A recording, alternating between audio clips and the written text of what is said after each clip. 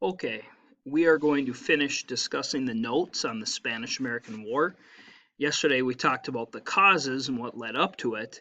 Now we're going to talk about what actually kind of happened, with that new Navy and everything that we had. So first of all, as you can see on the map, this war is going to be fought in two theaters on two fronts.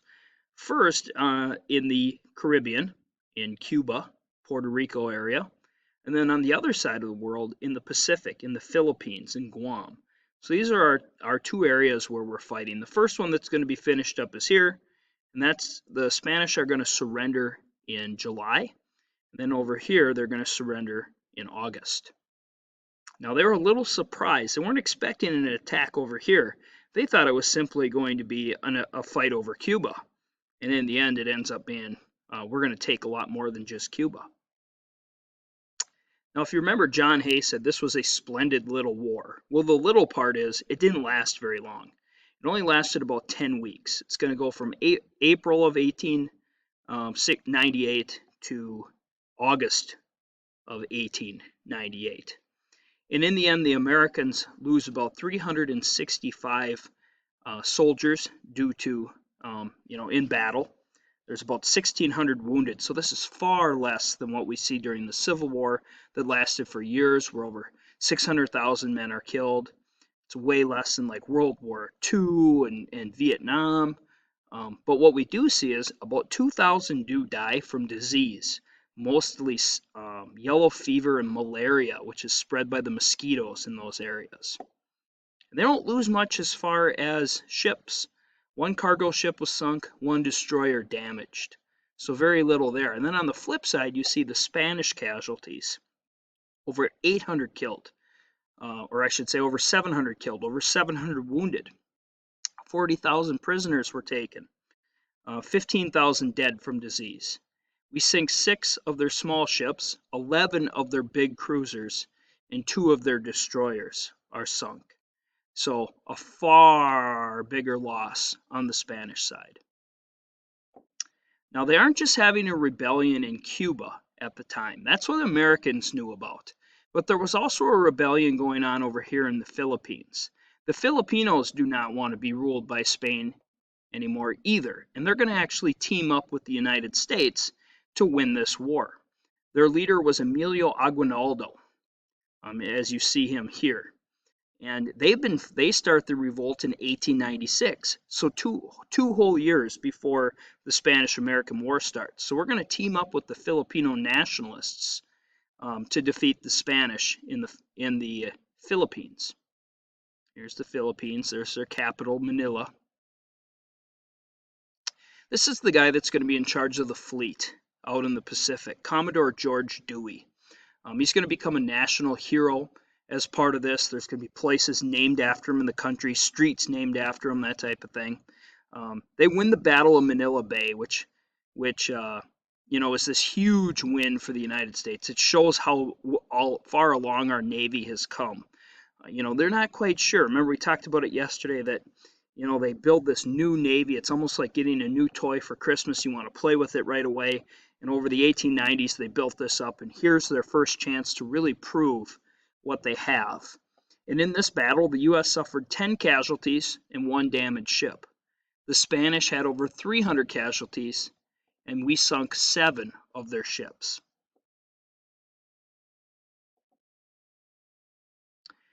Now, in August of 1898, they're going to surrender. This is going to officially end the war. I guess not officially, the treaty will, but this is going to basically be the last battle of the war. And basically, the Filipino rebels led by Aguinaldo will storm the city of Manila. The Spanish, as they start to back away, now get bombarded by the American ships in the bay, and they're forced to surrender. At the same time, the Spanish they occupy, and it's another colony of theirs, Guam, the island of Guam. A few American ships fire off some warning shots at Guam, and the Spanish in the fort sail out thinking, well, I wonder what these guys want. And when they get out there, the U.S. tells them, well, we're at war. And the Spanish soldiers in Guam are like, well, We didn't know that. Nobody told us, and they quickly surrender. They don't want to fight. They're like, this is not, we're not going to get bombarded by these ships. And so Guam quickly surrenders as well. Now, flashback to Cuba, right? This is what kind of got the whole thing going.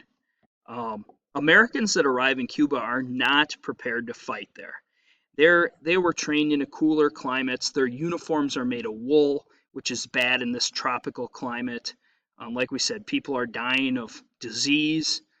The food, they did not really have the operation set up to bring food with very well. And so things just weren't very good there. The most famous battle of this war is going to occur near San Juan Heights, or the victory of San Juan Ridge. And the man who becomes very famous at this point is Teddy Roosevelt. Roosevelt came from a wealthy family, well-to-do. He was Harvard educated. He had risen up the political ranks to the Assistant Secretary of the Navy. And in order to go fight in this war, he had to resign this very high up post. But he becomes a hero, and people latch onto it. The newspapers latch onto it. And here's a famous painting of Roosevelt charging up San Juan Hill to win the day here at San Juan Heights.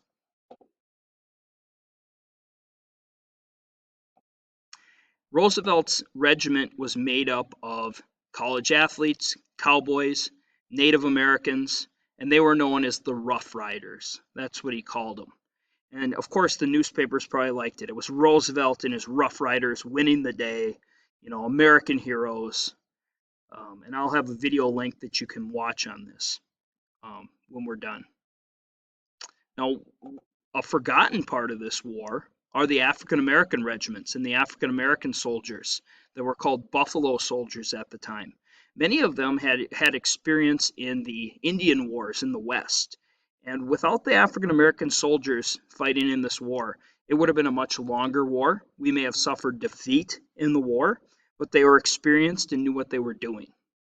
And so I've got a link here that talks about how these Buffalo Soldiers saved the day, and they saved Roosevelt a number of times and helped win respect.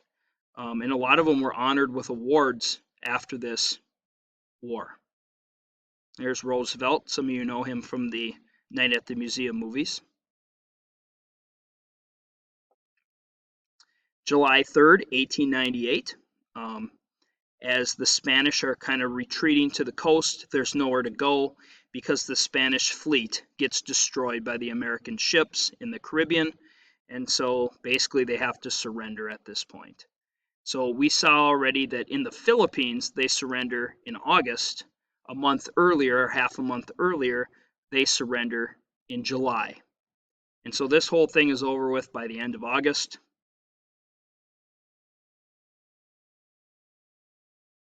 And in December, a few months later, the official treaty is signed, the Treaty of Paris of 1898. There's actually a lot of Treaty of Parises throughout the history of the world, but this is the Treaty of Paris of 1898. And in this treaty, the United States is given control of Spain's former colonies, Cuba, Guam, Puerto Rico, and the Philippines. And today, Guam and Puerto Rico are still colonies of ours. Cuba and the Philippines are independent countries, but we still have military bases in both countries. So we never quite left all the way. Now remember, we said we were not going to take over Cuba. We passed the Teller Amendment, which was part of the Declaration of War. It's part of that resolution that said we're there for freedom and independence for the Cubans, not to annex them. Well, then the war got over with and people thought, we just can't let them become their own country right away. That's not right. We need to make sure they're making the correct decisions. So they scrap the Teller Amendment and they pass the Platt Amendment, named after a guy named Platt. And this goes against the Teller Amendment. It says that the U.S. government holds the right to intervene in all Cuban affairs. So we're going to send over diplomats. We're going to send over advisors to make sure they make the correct decision. And it also gives us the right to create military bases in Cuba. And here you've probably heard of Guantanamo Bay. Guantanamo Bay is a U.S. naval base It's in the news quite a bit because a lot of times when they jail the terrorists or keep the terrorists in prison somewhere, it's at Guantanamo Bay. And as a kid, I always used to think, oh, that's odd that we have, or not even as a kid, even sitting, dozen years ago, 15 years ago, I was thinking, I wonder why we have a base in Cuba. Like they're our enemy, like communists during the Cold War and everything. How the heck did we get a base there? Well, it goes back to the Spanish-American War. We always kept a base there after that. Even, for 40 years after this, we have pretty good relations with Cuba. And then in like the 1940s, there's an issue where they're gonna, overthrow the government that we liked, put a new government in charge. I guess that's in like this early 60s, and then they side with the Soviet Union. So it always seemed odd to me that we had a base there. But it goes back to this War of 18 or War of Spanish-American War.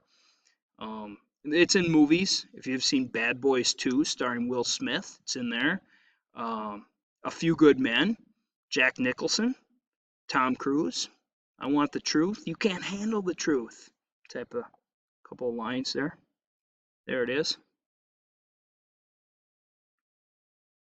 Now remember Emilio Aguinaldo and the Filipinos? Well, they were fighting for independence to break away from Spain. And all of a sudden the United States swoops in and says, oh yeah, you're one of our colonies. So all of a sudden, just like that, boom, there's another war that we're fighting. This Filipino-American War that goes from 1899 to 1902. And in 1902, the Filipinos surrender and they become a U.S. territory. Here is a political cartoon in the Minneapolis Journal. I believe in 1902, it says, hurrah for the 4th of July. We're coming in on Independence Day celebrations too. Now, you look at this and it is, full of stereotypes. And obviously these people in the cartoon look very happy. Do you think that the Hawaiians, Cubans, and Filipinos were very happy to now be part of the United States? No, Hawaiians were independent, like we talked about the other day. Cubans wanted independence, didn't fully have it. The Filipinos wanted independence and didn't fully have it. And obviously, this is not how the Hawaiians were dressing. This is not how the Cubans were dressing. This is not how the Filipinos were dressing. Here's Emilio Aguinaldo, Filipino, not dressed like this at all. So by today's standards, this would be considered very racist, ethnocentric. Aguinaldo ended up, after the surrender, wearing a black bow tie for the rest of his life, like he was mourning the loss of his nation. Now, not all Americans were in favor of becoming imperialistic. In 1898, the Anti-Imperialist League was formed, and they believed that that imperialism violated the fundamental principle of democracy.